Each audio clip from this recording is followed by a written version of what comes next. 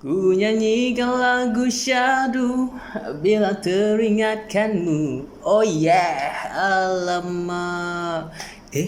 Itu macam Nunu je. Fahim. Assalamualaikum. Waalaikumsalam. Kau nak ke mana ni tu? Aku nak pergi masjid lah. Kan baru azan tadi. Jom lah sekali. Aku salat lambat sikit. Penat tu. Banyak kerja tadi. Wah. Kau macam-macam alasan Bila ajak tengok wayang macam pelesit. Nak ajak buat kebaikan. Susah sekali. Susah sekali. Solat merujuk kepada sembahyang dalam agama Islam. Solat ini terbahagi kepada dua, iaitu solat fardu dan solat sunat. Solat fardu diwajibkan ke atas orang Islam yang baligh dan berakal sebanyak 5 kali sehari pada waktu-waktu tertentu. Solat fardu juga merupakan rukun Islam yang kedua daripada 5 rukun Islam. Solat fardu yang wajib didirikan ialah subuh, zuhur, asar, maghrib dan isyak. Seterusnya, rukun solat. Rukun solat adalah perkara yang sebahagian daripada solat dan bergantung kepada sah solat itu. Solat secara amnya mempunyai 13 rukun yang terbahagi kepada 3 kategori, iaitu rukun qalbi, fi'li dan qauli.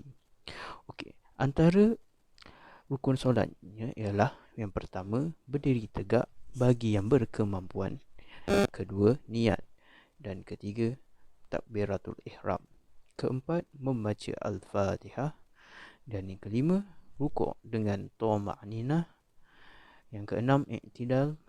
Ketujuh, sujud dengan tama'ninah. Yang kelapan, duduk di antara dua sujud. Kesembilan, duduk tahiyat akhir. Dan ke-10, membaca tahiyat akhir. 11, membaca salawat. Ke-12, memberi salam. Dan yang terakhir, tertib. Ibadah solat pada mulanya difardukan sebanyak 50 waktu, siang dan malam. Rasulullah SAW berulang kali menghadap Allah Subhanahu Wa Taala untuk memohon supaya dikurangkan waktu solat. Allah Subhanahu Wa Taala memperkenankan permintaan baginda dengan mengurangkannya sehingga 5 waktu sahaja. Allah Subhanahu Wa Taala berfirman yang bermaksud, "Wahai Muhammad, itulah solat 5 kali setiap siang dan malam. Pada setiap sekali daripadanya dikira 10. Jika 5 kali, maka ianya dikira 50. Ini menunjukkan bahawa solat itu hebat statusnya, iaitu hebat cara menyampaikannya kepada Rasulullah SAW. Malah hebat juga cara melakukannya.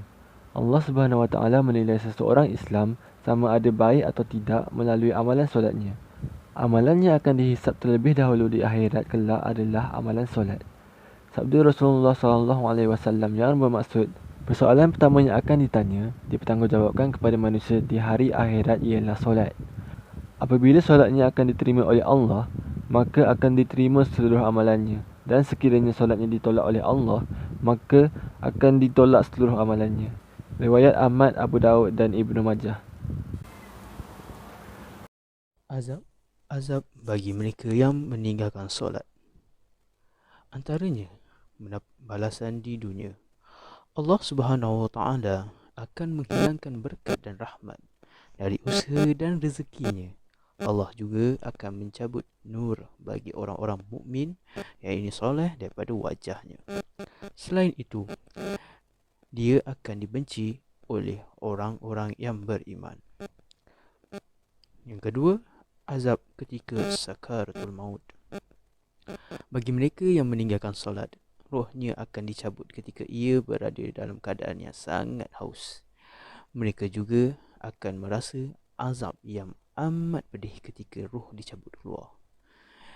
Mereka juga akan merasa azab su'ul khatimah. Selain itu, mereka juga akan dirisaukan akan hilangnya iman mereka.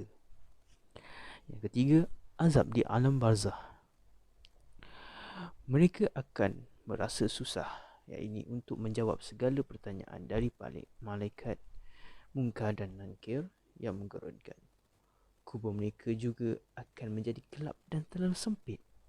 Kuburnya juga akan menghimpit sehingga semua tulang-tulang rusuknya bercantum. Akhirnya, mereka akan diseksa dengan binatang-binatang buas seperti ular, kalajengking dan juga binatang yang berbisa. Yang keempat, azab di hari kiamat. Apabila berada di hari kiamat, hisab atau timbangan ke atas mereka yang meninggalkan solat fardu 5 waktu akan menjadi sangat berat. Allah Subhanahu Wa Taala akan murka kepadanya dan Allah juga akan menyiksa mereka dengan api neraka yang sangat pedih dan panas. Solat di awal waktu dapat mengajar kita dalam menguasai diri kita dan ke atas penguasaan hawa nafsu yang selalu berkeinginan rasa syahwat yang melampaui batas Islam.